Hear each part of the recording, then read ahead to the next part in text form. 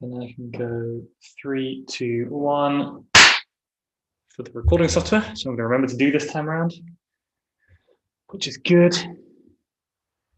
And just going to make sure that's everywhere. Perfect. Nice. Good. Hello, everyone who's in. I think there's one person watching, which is nice.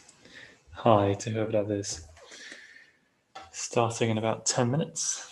I'm going to crack open a bottle of wine in about 5. We'll see what happens. See if anyone turns up today. I'm expecting that as lockdown takes hold, people will watch this more because they're not doing anything with their evening on the Thursday. It is bonfire night tonight, so people will be busy. I'm not sure, but it's cold and dark and no one's eating out. So what better to do than to just watch some lovely history happening. So that's nice. Let's see how long I can vamp for. I don't want to run out of vamp this fast. But the time it's only been 1 minute. God, I really haven't got much vamp in me. I actually need more water, so sorry if anyone's watching. There'll have to be 1 minute of dead air while I quickly refill my water bottle.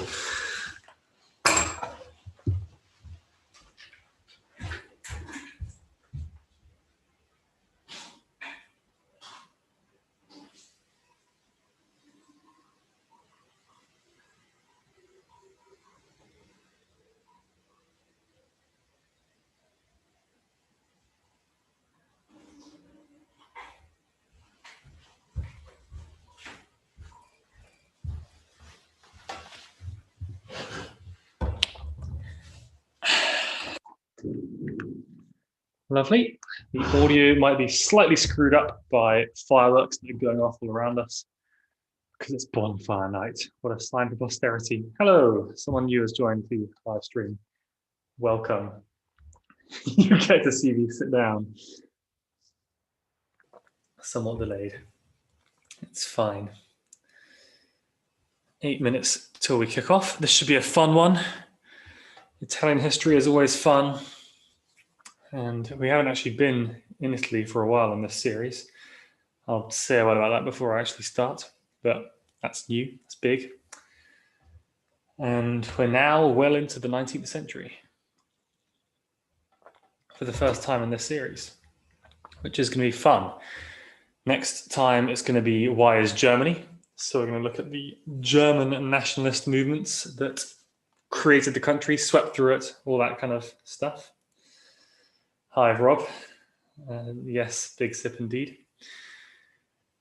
And then after that, the world wars. We're going to deal with the fascist 20th century movements. I think I'm going to have a talk entitled, How Can History Be Used as a Weapon? Something like that. And that'll be about the way that the fascist governments have stolen history and made it weird and used different things in different ways to justify themselves, and possibly how other governments can as well. Yes, Rob, I am reading the YouTube chat, but there is a delay. Hello, Adele. I'm just going to spotlight my video. How are you? I am well. How are you? Good. I gather your mum's having thoughts about whether or not to come back early, but we'll see. I think I'm fine here. Nothing's, as you can see, nothing's burnt down. Excellent. And you look neat and tidy. Yes, exactly. It's all okay.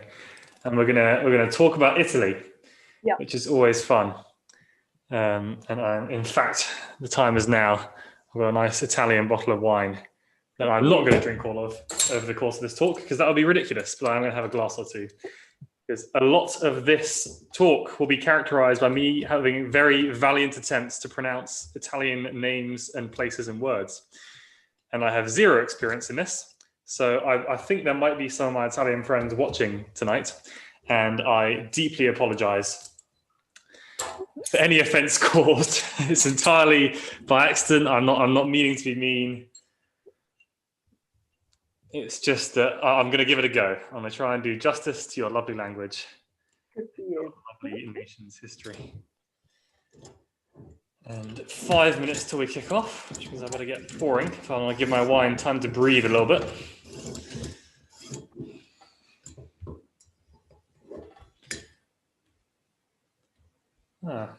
Hello. I'll move until somebody else turns up. There we are.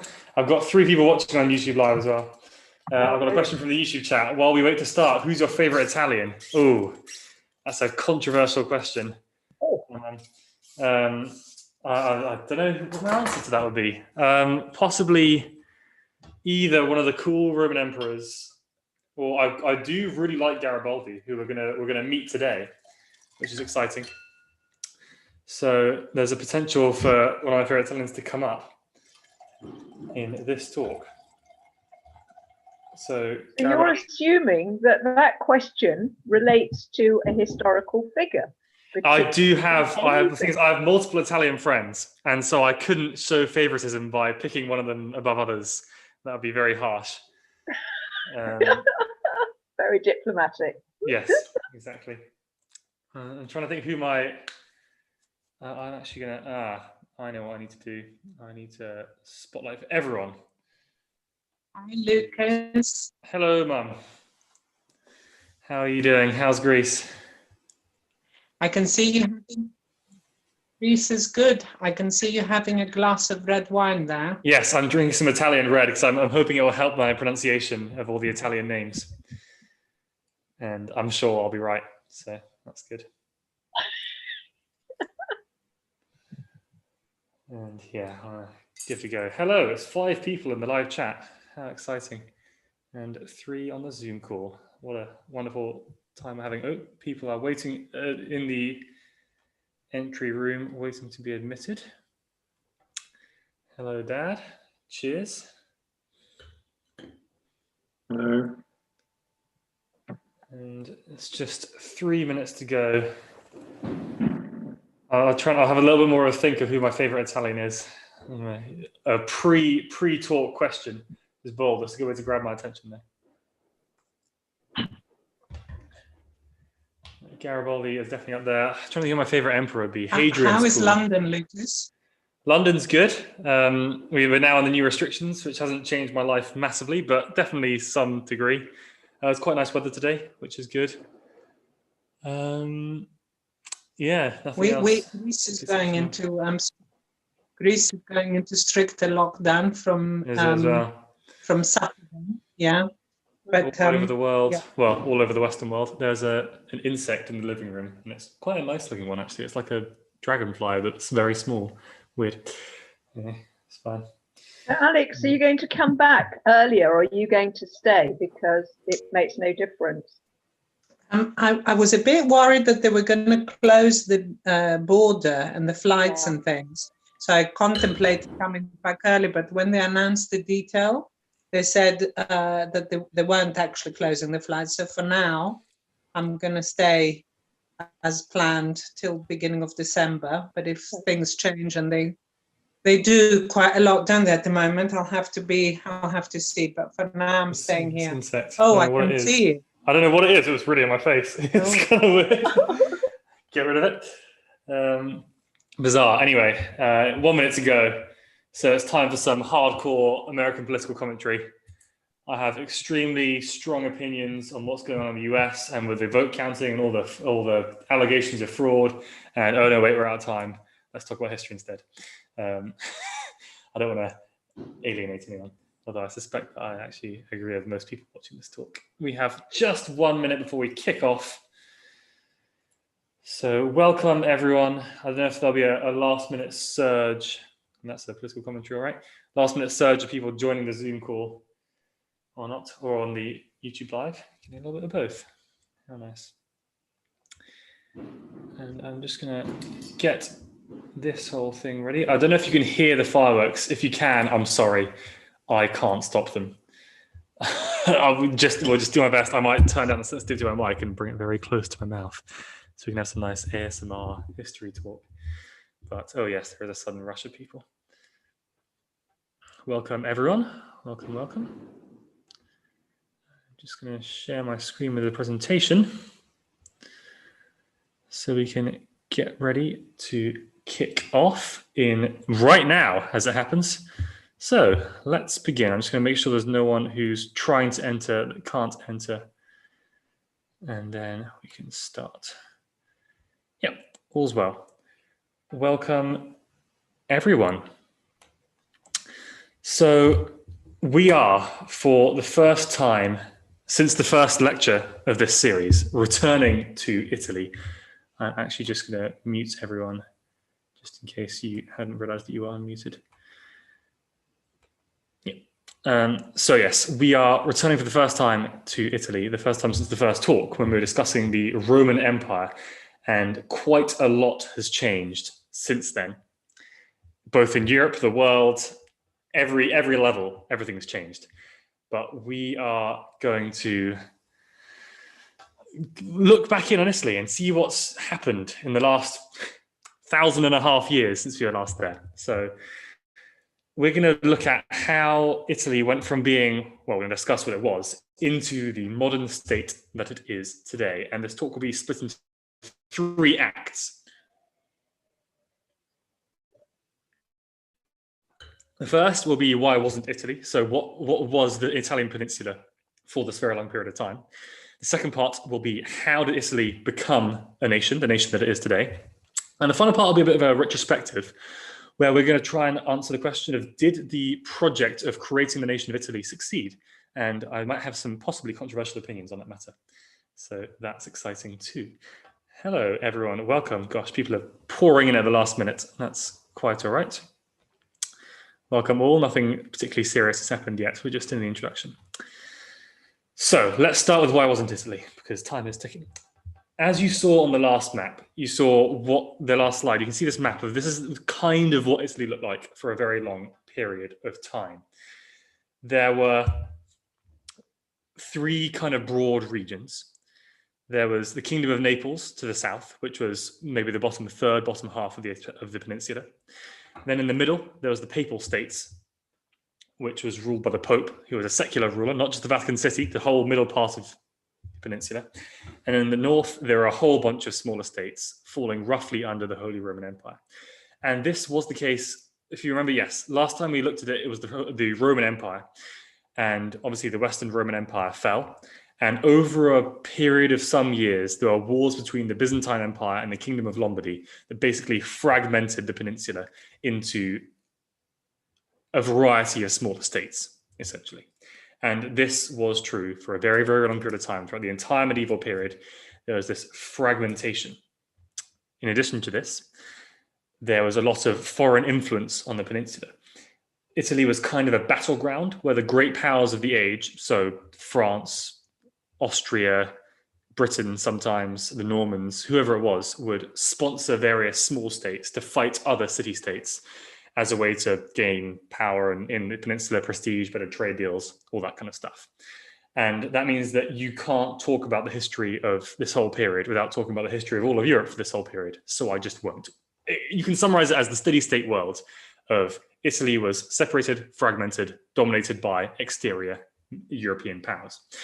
There were some people who wanted to make Italy one unified nation, such as Petrarch, who is pictured here on your left. Petrarco, I think, in Italian, and that is not the first time I'm going to butcher this lovely language, but there were a variety of people, Dante, Boccaccio, Machiavelli, other people whose names I can't even try to pronounce, but Petrarch stated that the ancient valor in Italian hearts is not yet dead in his book Italia Mia.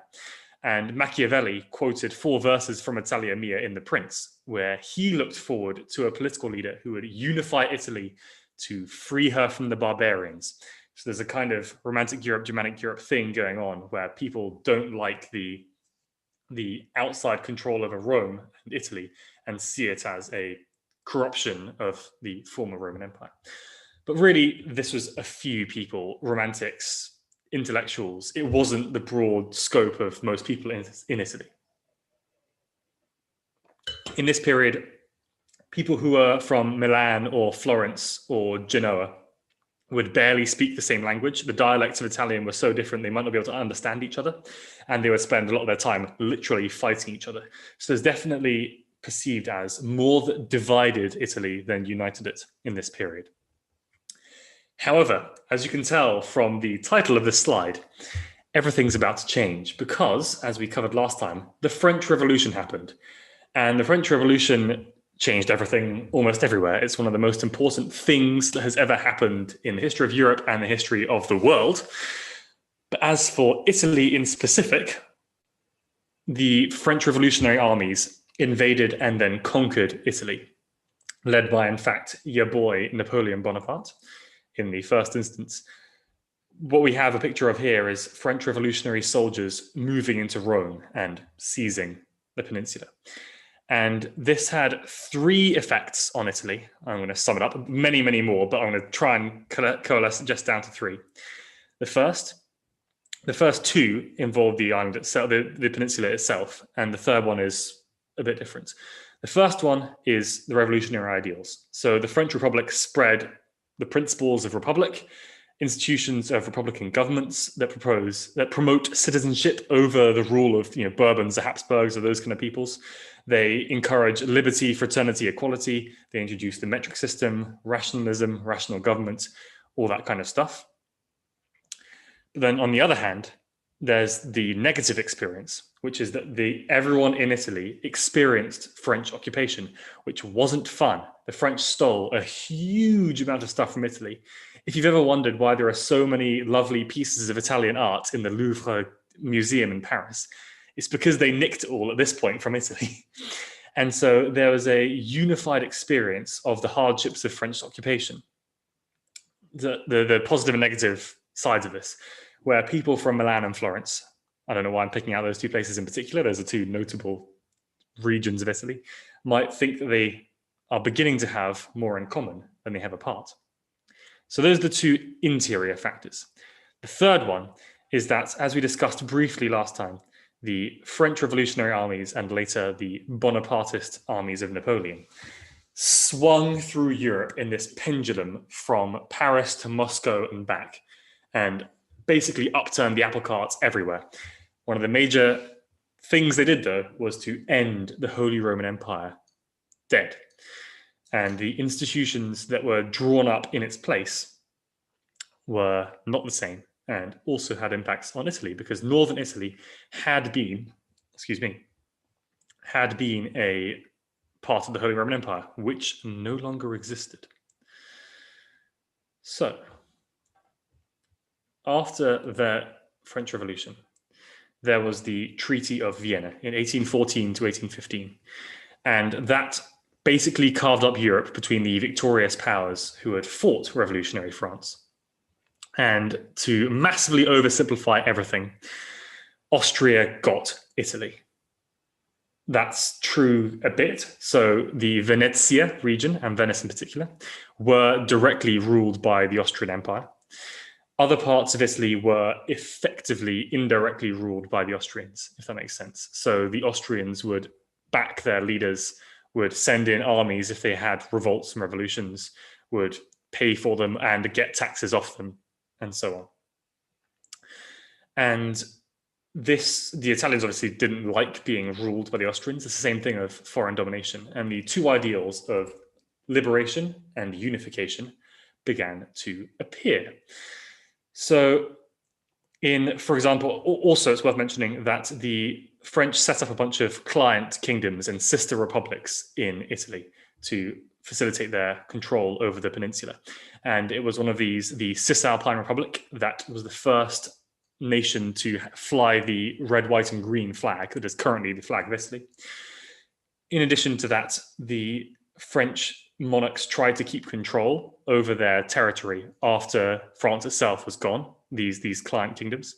And so, for example, on the 30th of March in 1815, Murat issued the Rimini Proclamation, when he called on the Italians to revolt against their Austrian occupiers. So there's a similar idea of national identity that was created by the French Revolution in Italy, as well as everywhere else in Europe.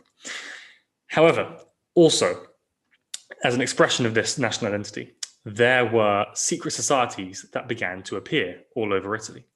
For example, most famously, the Carbonaria, from which so they developed from how like the Freemasons, for example, you may have heard of more directly, came from the actual occupation of being a mason, carving stone. Well, the Carbonaria came from the charcoal burners who turned wood into charcoal and sold it. And they developed into a secret society with the goal of unifying, among other things, unifying Italy. And fun fact, carbonara pasta, one of the possible origins of that word is it was named in honor of the secret society. And they had various attempts at uprisings, insurrections, revolts to unify Italy, which all failed fairly disastrously. They were not the only group, and we're going to talk about other ones in a little bit. And in this period, after 1815, you can see that there are 8 Italian nations: Piedmont, Sardinia, the Kingdom of the Two Sicilies, the Papal State being the 3 biggest, and then also Lombardy, Venetia, Parma, Modena, Tuscany, and Lucca, which later joined Tuscany. And this is about to change. But the 3 biggest are Piedmont, Sardinia, remember that name, Kingdom of the Two Sicilies, and the Papal States, also known as Rome. Those are the 3 big ones. And before we kick off on our story as well, our full story of the process of unification, we've got some background. Let's meet some people. There are 2 very important men called Giuseppe Mazzini and Giuseppe Garibaldi. If you've heard of Italian unification history at all, you've probably heard of Giuseppe Garibaldi, if you're nasty. And they together, first off, wanted Italy to be a republic, a nation of the republic, no monarch.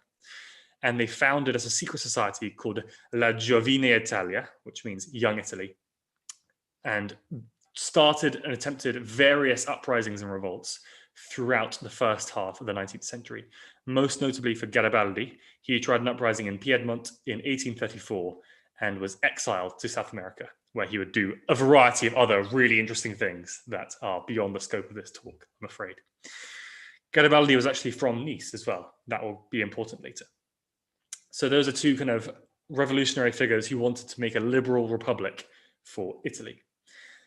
On the other hand, we have Count Cavour, and he is on the right. I think in this satirical drawing, he's on the right, Garibaldi is on the left, and they are making Italy from scratch as a kind of a joke. And Count Cavour was the prime minister of Piedmont, Sardinia, and he was a big modernizer. And he really wanted to make Italy this modern nation with Republican ideal, or not Republican ideals, constitutional monarchical ideals. So he wanted a king, but with a constitution. And he wanted, reform all over the place. And he opened a paper called Il Risorgimento, the Resurgence. And that gave the name to this movement that is about to sweep through Italy, is known as the Risorgimento. A bit like the Renaissance, the return to one nation of Italy. And alarm bells may be going off in your head because you're thinking, wait, when was the last time Italy was a nation? Not since the Roman Empire, right? Well, we'll see what the end of that movement looks like. And Cavour did a variety of things. And the 3rd figure we're going to meet is the fantastically named Johann Joseph Wenzel Anton Franz Karl Graf Radetzky von Radetz, who, as you may be able to guess, has quite a Germanic name. He was an Austrian count and a field marshal who, in 1848, when everything begins to kick off, was the spry age of 80 years old. That is extraordinarily old. Think about Joe Biden. This guy is older than that. He's 80, and he had all his marbles and was a very effective, essentially military governor of Venetia, of Venice, and the surrounding regions. And he kind of represents and symbolizes the Austrian control of the Italian peninsula. So this is our small cast of characters. There are many, many other people, and I'll name drop some of them at some points, but these are the big names to bear in mind. And what happens is, in 1848, everything kicks off. And that is true for all of Europe, not just for Italy. The year is known as the Spring of Nations. And it's when there were a variety of liberal revolutions and revolts all over Europe, except for Britain and Russia, for 2 very different reasons. But it happens in France, it happens in Germany, it happens in Italy, it happens in Austria, it happens in the Austro-Hungarian Empire. But we're going to focus in on the Italian ones. in which there is a revolution in Sardinia-Piedmont, and there are attempted revolutions in Rome, in Venetia, and in Sardinia, the Kingdom of the Two Sicilies, sorry. And these basically started a process of risorgimento, which after a quite long period of time led to the creation of Italy, in which Sardinia-Piedmont effectively conquered the rest of the Italian peninsula. This was largely with the consent of the Italian people. Whenever there were votes on which nation they should join, should they be independent or should they join Italy, people largely voted to join Italy. Well, there's disputes about the legitimacy of those elections. But effectively, what would happen time and time again, there are at least 3 wars of independence that we can point to, is Sardinia-Piedmont tries to annex another piece of Italy. The Austrians intervene. There's a war. Someone wins, someone loses.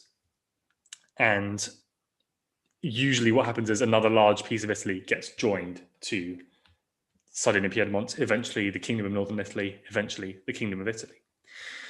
And the first attempts failed drastically because Austria would just send in troops and beat everyone to pieces. Under the control of Count Radetzky von Radetz, they would do that. However, this count eventually dies, no surprise. He's very, very old. And the Austrian government kind of runs out of money. At the same time this is happening, Count Cavour, with the assistance of Victor Emmanuel II, who was king of Sardinia-Piedmont, pictured here, gains an alliance with France, where he gives France Nice, the city that he is born in, is from, in exchange for French assistance in Italy. And the French help out the Italians, and the Sardinia-Piedmontese fight, again, as I said, various wars and battles. I won't bore you with the details, and are able to conquer most of northern Italy. That's the kind of political, high-level, backstreet deals, geopolitical side of things. On the other side, there's kind of a second movement of risorgimento, led by Garibaldi and Mazzini and other agitators and revolutionaries. And Garibaldi, for example, causes the Kingdom of the Two Sicilies. He starts a massive revolution, overthrows it, makes himself dictator for a very short period of time, and then says, I am joining Italy. And this is interesting because we're going to look at the integration of the north and south of Italy later, but this wasn't necessarily within the plans of what Victor Emmanuel II, what Count Cavour wanted from Italian unification. The south of Italy was very culturally and economically different to the north. And so it was kind of a fait accompli that Garibaldi said, look, we're joining you. And the Italians are kind of like, okay, I guess. And that's when another large piece of Italy joined up. So now we have the north and the south are one nation. And then finally, there's one bit that's missing, and that's Rome, the capital, the papal states. And the Pope at the time was Pope Pius IX, who, again, the second figure, if you've heard of Italian unification, after Garibaldi, it would be Pope Pius IX, who's famous. And he started out as vaguely liberal and vaguely in favor of Italian unification. And certainly, a lot of the Italian clergy was very much in favor of unification. But he got turned off by how radical the revolutionaries were and became an arch reactionary. And however, after the north and the south of Italy became one country, there was a lot of military pressure, unsurprisingly, from both sides, and the papal states began to collapse until Italian forces were literally laying siege to Rome. And there were a man called San Martino, who was an Italian officer, quietly suggested that perhaps while the Italian forces were besieging him from both sides, there was also a popular revolt and insurrection going on in Rome, because the Italians at this point really wanted to be one country free from Austrian domination or French domination, which is also happening, complicated part of the story. So it was basically just the Pope and his soldiers who were holding out. And an Italian colonel, I think it was colonel, quietly suggested, maybe you let some Italian soldiers in to keep you safe from all these revolutionaries in Rome, and we quietly let you be annexed into Italy, come on. And Pius IX said, he threw the letter on the table and said, find loyalty. You are all a set of vipers, of whited sepulchres, and wanting in faith. He said, "I am no prophet, nor son of a prophet, but I tell you, you will never enter Rome." About 1 week later, the Italian forces entered Rome, and the Pope basically hid in the Vatican and declared himself a prisoner, which wasn't true, but had a bit of a tantrum, essentially.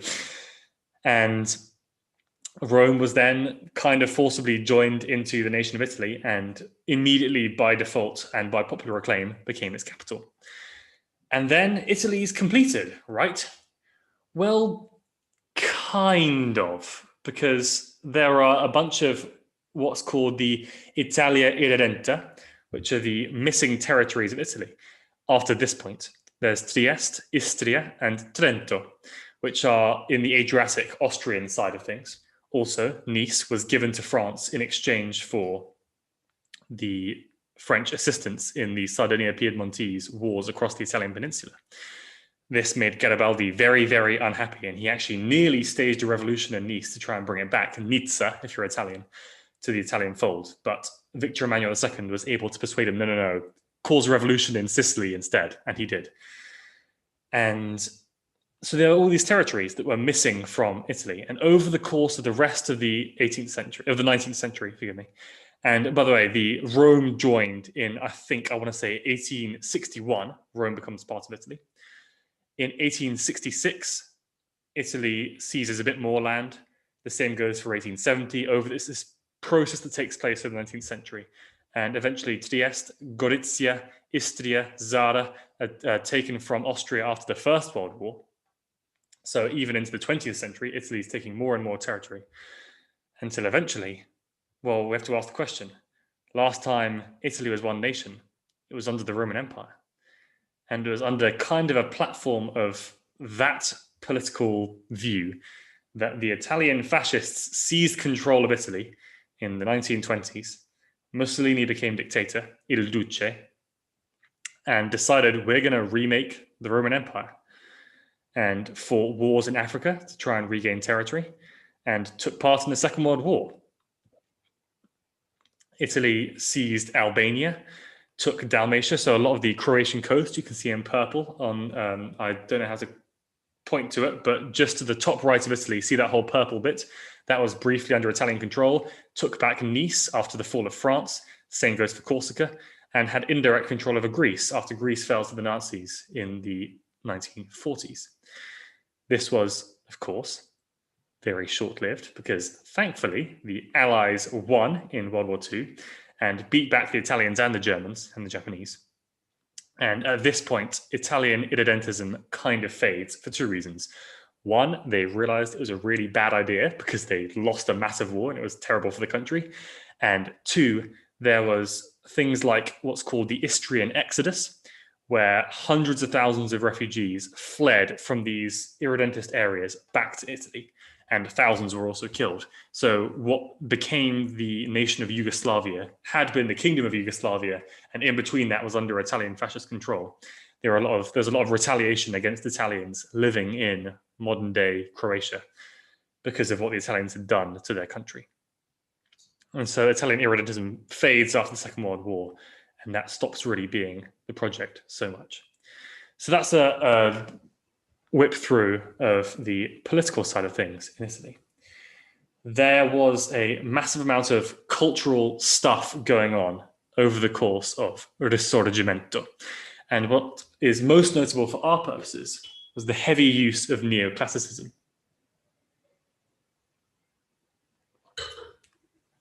There was very much an ideal that we are returning to something. There's a reason why it's called the resurgence. There is a desire to return to the culture and politics of the Roman Empire, or at least when Italy had been one nation. Most famous sculptor here is Antonio Canova, who pictured in the bottom left, not him, one of his sculptures, who did a lot of amazing stuff with marble. I think it's worth pointing out that the marble looks like silk and looks like, human flesh, and it's kind of incredible how good he is. And up in the top left, we have a painting by Francesco Aiez. I want to say it's how it's pronounced. I'm sorry, that's my go. Called The Kiss. That shows a man wearing white, red, and green, representing Italy, kissing a woman wearing blue, representing France, showing the appreciation for the French assistance in the Italian Risorgimento. Another thing that's very interesting that's worth mentioning is, you may have heard before, if you remember, that Italian barely existed as one language, as there were the different dialects in different regions of Italy were so different that it was barely mutually intelligible. Well, people literally tried to imprint Risorgimento onto reality and change the Italian language. So Alessandro Manzoni wrote a book called, I believe, The Betrothed, I Promessi Sposi in Italian, maybe. And he wrote it in a standardized version of Tuscan. He was trying to create a standardized Italian almost from nothing. It's kind of amazing. The same goes for Niccolò Tomaseo, who wrote an Italian language dictionary, and Vincenzo Monti wrote an Italian language of the Italian translation of the Iliad and wrote other stuff about how great Risorgimento was.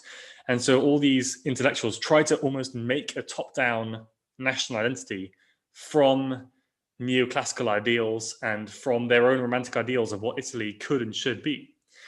And a major part of Italian culture that I feel like we shouldn't leave out is the opera. And many opera composers were really, really in favor of Risorgimento. For example, Rossini, his opera was actually censored in the Two Sicilies because it was perceived as so in favor of Risorgimento until that kingdom fell to Italy. The opera by Bellini called I Puritani, the Puritans, contains an allegory to Italian norm of unification. And actually, the Bellini opera Norma received a standing ovation in Milan. If we dial the clock back to 1859, when Milan was still effectively under Austrian occupation, the chorus at one point, I don't know the opera very well, has a bit where they perform Guerra, guerra, la Gallice selva, which means war, war, the Gallic forests. And the Italians in the audience began to clap lots, stand up and shout war at the Austrian officers sitting in the opera house, which caused a minor revolt. And so there's this large swell of culture, people both supporting Risorgimento and the creation of Italy, but also looking back for examples to what had been the Roman Empire and both recreating that in material culture, like the sculptures, and also trying to create it in political culture, like the Italian irredentist nationalist wars that took place over the 19th and early 20th centuries. So finally, just before we conclude, have a look at what Italy is like today.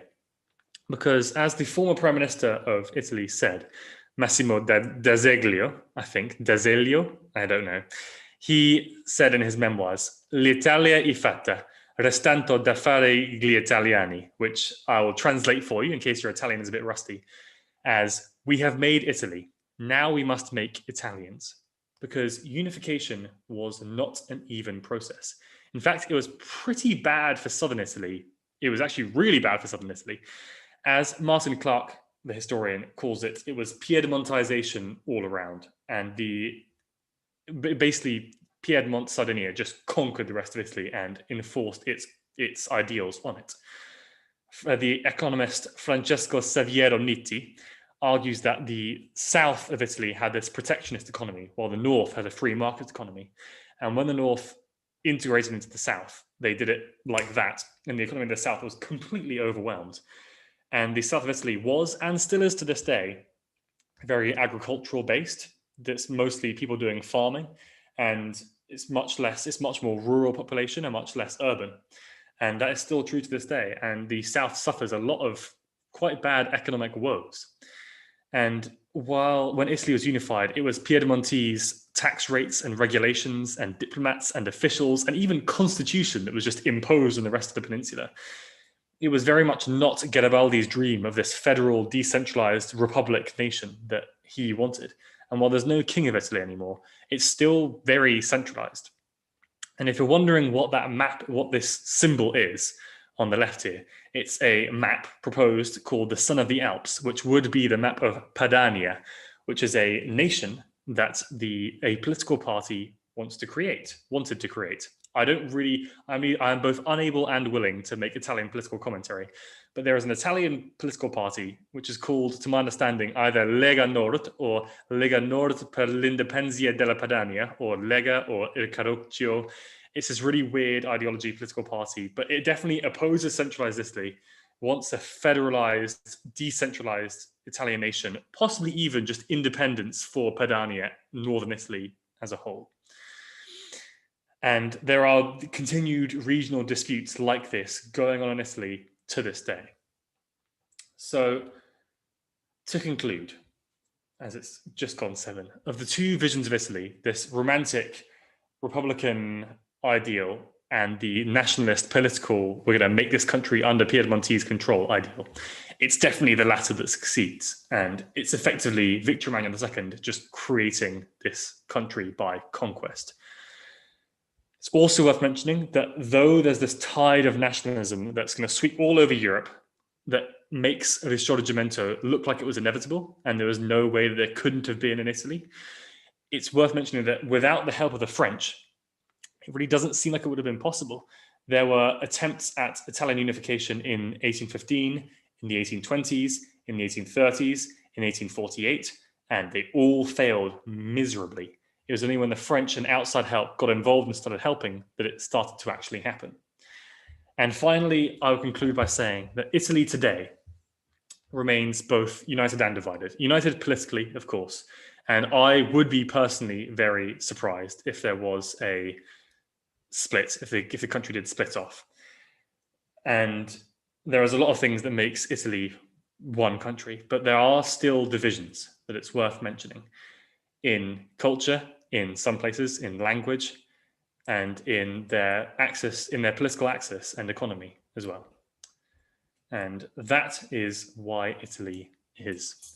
And I'm seeing the chat flipping up already. So if anyone has any questions, now is the time to ask them. And I have a question in immediately.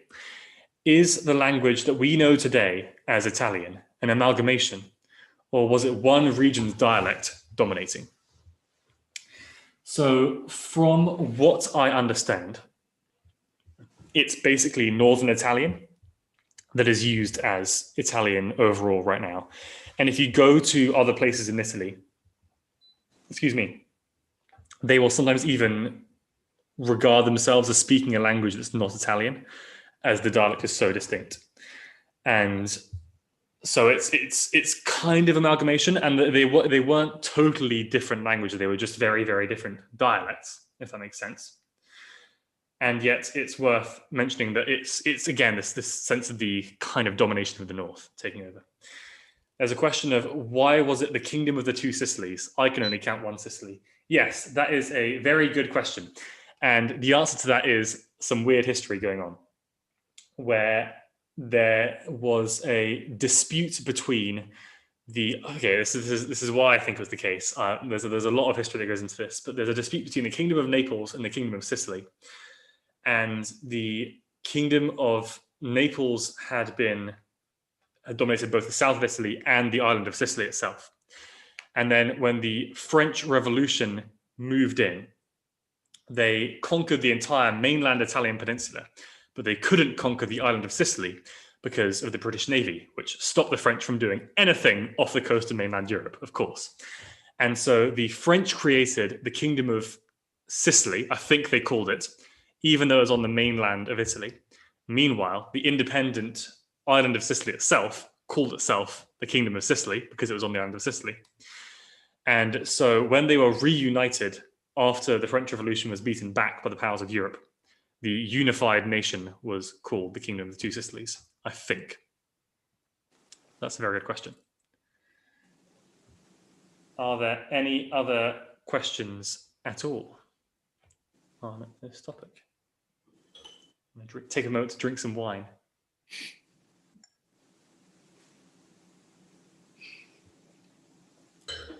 Lovely. In answer to, I'm going to expand a little bit more. Yes, it is Italian wine. Thank you for asking. It's a Barbaresco from Manzola. I found it in the cupboard, and it's quite nice. I felt like I should drink some Italian wine to celebrate the history of Italy. If there are, while people think of, I understand that there's a big information dump and you might want a sec to absorb it all, I want to talk a bit more about Garibaldi because I love him.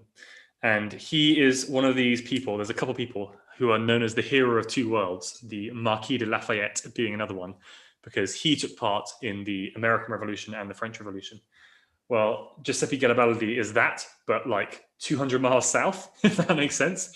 So he took part in the Italian Revolution and then the revolutions in Latin America, where he fought to free South America from the domination of the Spanish Empire and other things as well. And he also, he was this great patriot and wanted like the liberation of all peoples and is regarded as history's greatest Italian by a lot of people. There is a historian whose name escapes me. I'm going to try and find him now. If you'll excuse me, who regarded him as, I think it might have been Phillips, I'm not sure, who called him as the only figure in history who you can't criticize at all. A.J.P. Taylor, that's who it was. The only wholly admirable figure in modern history, which is kind of amazing as well. And if I actually forgot to show the questions mark of the I'm just going to share my screen again, excuse me. You can see this is a painting that's meant to represent the Italian Revolution as a whole, and you can see Garibaldi takes center stage in that as waving the red, white and green flag. I have another question. Was religion a unifying force from the beginning, or did it develop? And this is an interesting point, because in the French Revolution, the French were really anti-religion, the revolutionaries, that is, and basically tried to destroy the Catholic Church in France and almost succeeded. They killed a lot of priests and forced a lot of others to flee and all that kind of stuff. However, in Italy, the opposite is true. And it seemed to the reactionary powers of Europe that half the Italian clergy were sympathetic to the patriots and the other half were rebels out of hand. And so for that entire time, the Italian clergy was pretty much on the side of the patriots and the rebels and the revolutionaries. However, it's hard to call religion a unifying force because the Pope himself, Pius IX, was against this whole unification nonsense and was really against the liberal revolutionaries. And so there was a fear when the Italian forces were about to invade Rome. He said, look, I'm excommunicating any man that sets foot in my territory is going to get excommunicated. And he basically, once he realized he was losing, he threw a massive strop and hid in the Vatican, effectively. And so the religion itself wasn't unified, but the force of religion for most of this period was fairly unifying to the Italians because they were all quite devout Catholics. There weren't really any, some of the revolutionary intellectuals were a bit atheistic, but they certainly didn't want to destroy the Catholic Church the way the French revolutionaries did. How did San Marino survive unification is a fun one. San Marino is basically a very small nation on a very high hill that really, really didn't want to take part in this whole unification nonsense. They have been a republic for thousands of years, since the medieval period, not thousands of years, hundreds of years, excuse me. They have been a republic since the medieval period. And I believe there was a plebiscite. They voted to stay independent because they were so happy with their independence and their own government and role. And the plebiscites were generally respected. And so that's why it's just them and the Vatican, because the Pope was intransigent, and in San Marino, the people just wanted to stay doing their own thing. And it's a very, very small country, and by all accounts, quite a cool place to this day. And unless any other question comes in, I'm going to go off on a random tangent here, because this is a piece that I remember, a bit of history that I remember from my undergrad days. So I'm going to wait for other questions while I just talk at length now. In 1861, the American Civil War is kicking off. and there's this massive crisis. It looks like the American Union is breaking apart. Modern parallels. But the Italians, the San Marinese, even the San Marino people, sent a telegram to Abraham Lincoln saying, "We are the oldest republic in the world, still in existence today, and you are the youngest. And from one republic to another, we wish you the very best, and we hope that your union and republic will survive, and we give you warm wishes and help, help in your battle against slavery and the survival of republics all over the world," which I think is really cool. And I love it when that kind of thing happens. There's a few other cases. I'm just completely going off on tangents here, so I'm sorry. If anyone has any questions, feel free to ask them. No question too small or too big. I'll give it a go. But I love it. There's various examples in history of random states trying to help each other out for no realpolitik reason. It's not like San Marino thought that they could get a favorable trade deal with America. They sent a warm welcome. It was just a case of fellow nations wanting to back each other in times of crisis, which is really cool. In the same way that from the Greek side of things, to any Greeks watching, hi Mom and Nita, I believe you're here as well. The first nation to recognize Greece as an independent country when it was trying to revolt against the Ottoman Empire was the Republic of Haiti. This Caribbean former slave island that had torn itself free from French imperialism a few decades before, and saw somehow across the world that Greece is trying to do the same thing, and said thanks and legend has it tried to send some soldiers, but they got lost in the Atlantic, but I'm not sure exactly what it is. But the same idea, just like seeing people wanting to be free, that's really cool. I have another question, so I'm going to stop going on a massive diverging tangent here.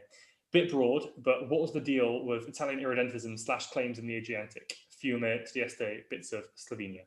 There were Italian populations there, and had been for a very long time, probably stemming originally from when the Venetian Republic in the early modern and medieval period had kind of an empire of its own all the way down the Adriatic coast. I'm going to find a map somewhere on this presentation to show you.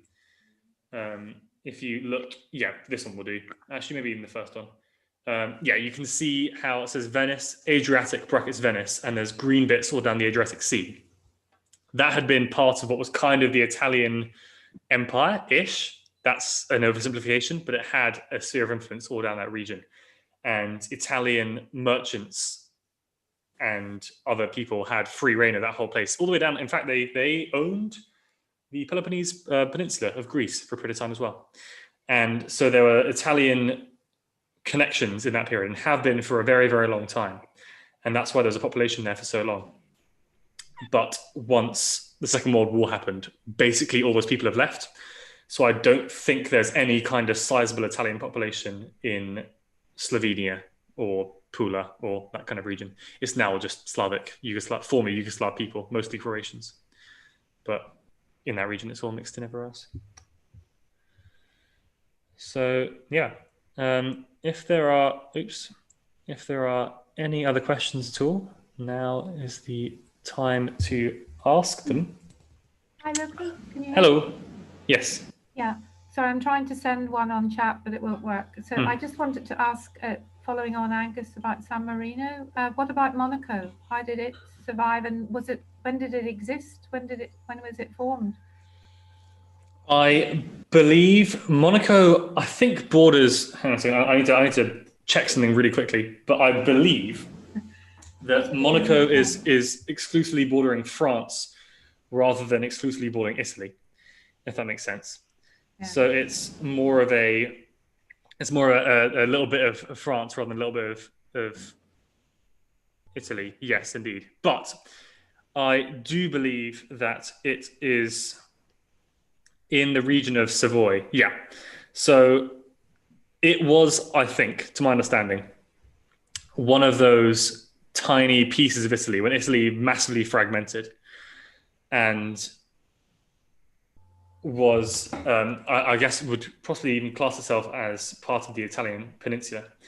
But from what I understand now, the people there speak French and Italian and Monegasque, which is its own language there. I don't know. I never know exactly why. Every tiny piece of European microstate has its own history of why it was able to survive and not be gobbled up by the people around it. So I don't know exactly why that's the case. And I might have to get back to you on that one. Because I know the reason for Monaco had its plebiscite while it was unifying. I know for Vatican City, it's because the Pope basically sat in his house and said, I'm a prisoner and I excommunicate anyone who tries to lay hands on me. Until in 1929, they sorted it out and stopped being quite so hostile towards each other. Italy and the Vatican City, that is. But I don't know the exact story of Monaco. I would imagine it's a similar situation where it was some kind of fragmented microstate and had a very strong sense of independence and probably tried to be separate from either Italy or France or both, and was able to, by some twist of history, twist of fate. But I don't know exactly what the story of Monaco is, I'm afraid. It's obviously done very well for itself. Indeed, it's a very wealthy country to this day. They do a lot of racing, so I think. Minute. It has its royal family. So the final question I'm going to answer, unless anyone can get in very, very quickly, is when and why did France end up with Corsica and Italy with Sardinia? So I guess, right, let me try and work out how to answer this question. Corsica has been variously at various points part of the Roman Empire, its own country, part of France, briefly ruled by the British, and then back to France. So that's a whole another story. And it was, I think, a lot of the reason why Corsica is French now is because Bonaparte himself, Napoleon, was from Corsica, and so really wanted it to be part of France. And so actually bothered sending in military expeditions to keep it that way. It's one of the only islands that France kept in its entire revolutionary history because of the determination of the Bonapartists. For a period of time, it was independent / ruled by Britain. And there was enough of a French-speaking population there to let that be a thing. And Sardinia, again, is much more Italian-speaking. And so it was resolved to be given to Piedmont after 1815, but had been an Italian nation for this whole time, if that makes sense. And so I guess if you're going to ask, why did France keep Corsica and Italy keep Sardinia? It's because Sardinia would always have been Italy, and possibly Corsica wouldn't, were it not for the fact that nothing Italy could do could really take it off France. Because the Italians in the modern era, if you know anything about the military history, you know that it's not very good. And so they didn't really have a chance at taking on France at any point in the modern period, I'm afraid to say. And so I hope that answers the question. It's kind of a weird one. It's hard to say, I've given a whole talk as to why Italy even exists, and it's hard to give counterfactuals on why one person got one place and another person didn't. But yeah, so I hope that made sense and was good, and we found that vaguely interesting about why Italy is a country. There is a roadmap for the rest of this. If you'll stick around for a second, I can tell you what's going to happen for the rest of these. So in 2 weeks' time, we're going to look at Germany and how Germany became a country and what that did to Europe, because it did a lot. And then after that, we're going to look at, as I said, history as a weapon and how history gets used as a tool by fascists and other governments to justify their ends and their means. And then it's going to be the end. And we'll do a conclusion to Romantic Europe, Germanic Europe. We'll do a retrospective. We're going to look back on what we've looked at this whole time and talk about whether we can conclude that Europe is still or ever was dominated by the memories of the Roman Empire. And then I will take a break. I will not stop doing these because as long as there's an audience, I'll keep doing them. I'm going to take a little bit of a break and gear up for what the next series will be, which I do now have decided what it's going to be. And it's going to be a Black history of the United States of America, because that's something I've studied a lot at university, and I think it's going to be interesting. And that's going to start in the very first colonists moving to America in the 17th century, and it's going to finish in the time period that it finishes in, if that makes sense. So that will be my next big project. But we're nearing the end. We're in the late 19th century with these ones. And so we're almost out of history. There's not much breathing room left. So I hope you've enjoyed Romantic Europe. Next time we're going to be moving, eventually we're going to be moving on to America. Don't worry, there's still a few more of these left. Don't panic. But that will be that's the roadmap in brief of these talks. Also, there'll be eventually, stuff's crazy right now, but eventually, hopefully there'll be some scripted talks where I talk about other stuff in history that's not part of a long sweeping narrative, but more individual. And those will be posted to YouTube. They won't be live. And that will be a thing too. I hope that's good. So thank you very much for everyone's continued and existing audience and watching me and participating and asking great questions and everything like that. Thank you all. And I'm sure I'll see you next time. Stay healthy, everyone. Thank you. Thank you very much. Thank you. Thank you. Bye. Bye. Thank you. It's going to be a 9. Thank you. Wonderful.